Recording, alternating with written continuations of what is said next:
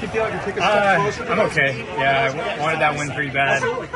Didn't quite have the legs on the last 100 meters, but that's the way it goes sometimes. Bounce back to 5K. Ultimately, I'm on the team, which is good, but I wanted that win and didn't really feel the pop in my legs when I went, so I was kind of muscling it out and hoping I could out-muscle the other guys. And even with 100 to go, I thought I had Nico, but went for it and just didn't have the legs in the last 100. Nico ran a really strong last 100. Why do you think that was? I guess that's kind of the frustration. I don't know. Just some days you feel the pop, some days you don't. I feel like I'm in good shape, and I expected to have better legs today. But when I went, just it wasn't like I felt horrible, but I was hoping to get a little more response out of the legs, and just didn't have it that last 100. And Nico did. It looked like you had an extra gear coming down the home stretch, and then maybe he just matched you. Yeah, I felt like I accelerated, and he just accelerated with me, and he had that step and a half coming off the bend, and I couldn't make it up. We were moving hard. I think both of us wanted that win pretty bad, and he earned it on the last 100.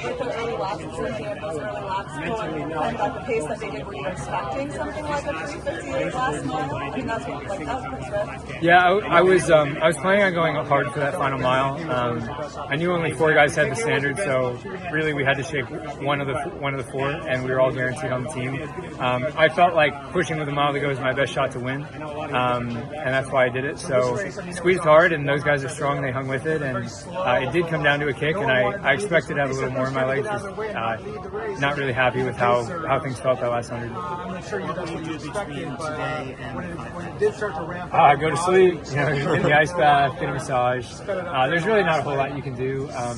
I've done this double several times now, and I know that expecting to feel 100% going into the 5K is a bad idea, because usually you don't feel that way. So expect a little fatigue, get feeling as good as you can, but be ready to go again. I think 5K is a really deep field, so try to bounce back and hopefully have better legs.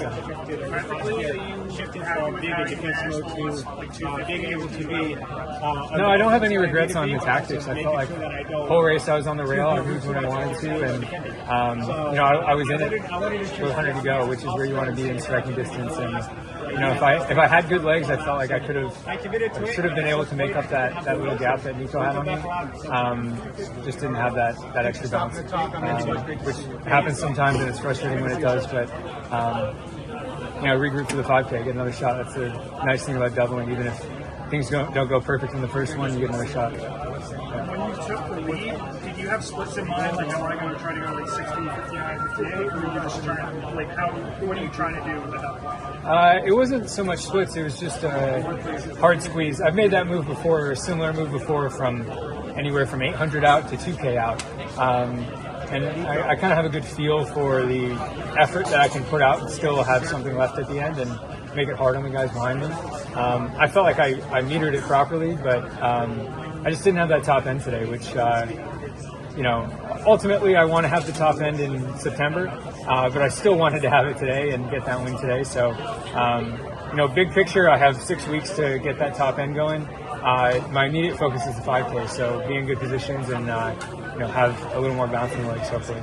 Can you just share a little bit training-wise, to get back to that top end? You said you have 6 weeks left. What does that look like between now and then, specifically training, to be able to kind of round that out? Yeah, essentially it's tapering and more speed work. It's a long year, so you really have to be careful about when you really come up for that peak on the speed, because it's kind of a trade-off, like your ability to run a really strong, hard race from the gun, like time trial style, and being able to kick really well at the end. You kind of give and take depending on your training and the time of year. So I'll back off the volume going into September, increase the speed a little bit, do a lot more of simulating a kick. I've done a bit of that in preparation for this, but with 6 weeks to go, you go all in on that tactic. Yeah.